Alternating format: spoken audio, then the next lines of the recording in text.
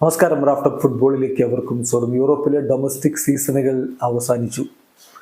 ഇനി നമ്മൾ അന്താരാഷ്ട്ര ഫുട്ബോളിന്റെ ആവേശത്തിലേക്ക് മാറുകയാണ്. യൂറോ കപ്പും കോപ്പ അമേരിക്കയും ഒരുമിച്ചാണ് വരുന്നത്.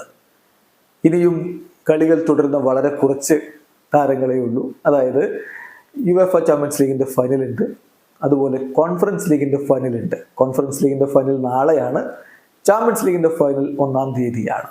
അപ്പോൾ അർജന്റീനയുടെ കോപ്പ അമേരിക്കയിലെ നിലവിലെ ചാമ്പ്യന്മാരും ലോക ചാമ്പ്യന്മാരും ഒക്കെ ആയിട്ടുള്ള അർജന്റീനയുടെ പ്ലാൻ എന്താണ്, അവരെങ്ങനെയാണ് കോപ്പ അമേരിക്കയ്ക്ക് വേണ്ടി ഒരുങ്ങുന്നത്, എത്ര ട്രെയിനിങ് സെഷൻസ് അതിന് മുന്നോടിയായിട്ടുണ്ട്, ഇത്തരത്തിലുള്ള വിശദ വിവരങ്ങൾ ഇപ്പോൾ പുറത്തേക്ക് വന്നിട്ടുണ്ട്.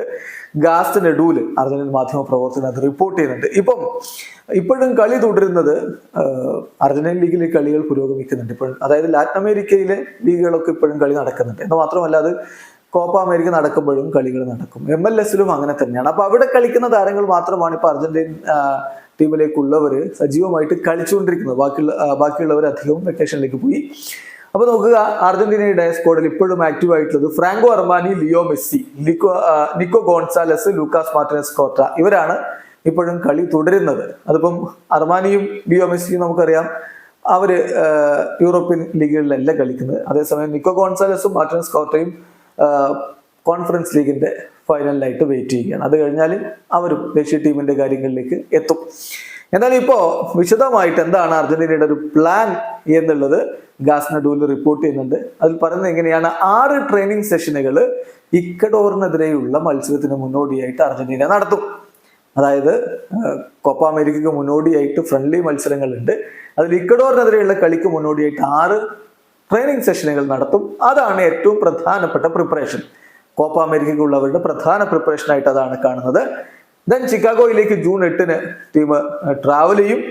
ദെൻ പിന്നെ ഒരു മത്സരം, അതിനുശേഷം 14-നാണ് അടുത്ത കളി വരുന്നത്.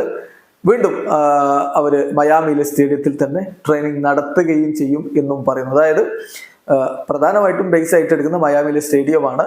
പക്ഷെ ചില മത്സരങ്ങൾക്കായിട്ട് മറ്റിടങ്ങളിലേക്ക് അവർ ട്രാവൽ ചെയ്യും. പക്ഷെ ബേസ് എന്ന് പറയുന്നത് മയാമിയിലെ സ്റ്റേഡിയം. അത് കഴിഞ്ഞിട്ടാണ് പിന്നെ അവർ അർജന്റീനയുടെ തന്നെ ട്രെയിനിങ് പ്രിമൈസസിലേക്ക് മാറുക എന്ന വിവരം കൂടി പറയുന്നത്. അതോടൊപ്പം ട്രെയിനിങ് എന്ന് ആരംഭിക്കും എന്നുള്ളത് കൂടി വ്യക്തമാക്കുന്നു. അടുത്ത മൺഡേ, അതായത് വരുന്ന തിങ്കളാഴ്ച മുതൽ അർജന്റീനയുടെ ട്രെയിനിങ് ആരംഭിക്കും എന്നുകൂടി ഇപ്പോൾ വ്യക്തത വരുത്തിയിട്ടുണ്ട്.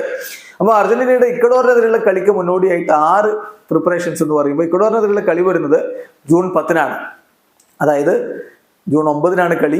ഇന്ത്യൻ സമയം നമ്മൾ പറയുമ്പോൾ ജൂൺ 10-ന് പുലർച്ചെ 3:30-നാണ് അർജന്റീന വേഴ്സസ് ഇക്വഡോർ ഫ്രണ്ട്ലി മത്സരം. അതിനുശേഷം ജൂൺ 14-ന് ഗോട്ടിമാലക്കെതിരെയും അവർക്ക് കളിയുണ്ട്. അതിനുശേഷമാണ് കോപ്പ അമേരിക്കയിലെ ഉദ്ഘാടന മത്സരം. ജൂൺ 20-ന് അവർ കാനഡയ്ക്കെതിരെ കളിക്കുന്നത്. പക്ഷെ ഇന്ത്യൻ സമയം പറയുമ്പോൾ ജൂൺ 21-ന് പുലർച്ചെ 5:30-നാണ് ആ കളി നടക്കുക. വീഡിയോ അവസാനിക്കുന്നു. ഫുട്ബോൾ ലോകത്ത് കൂടുതൽ വിശേഷങ്ങളുമായി റാഫ്റ്റ് വീണ്ടും എത്താം.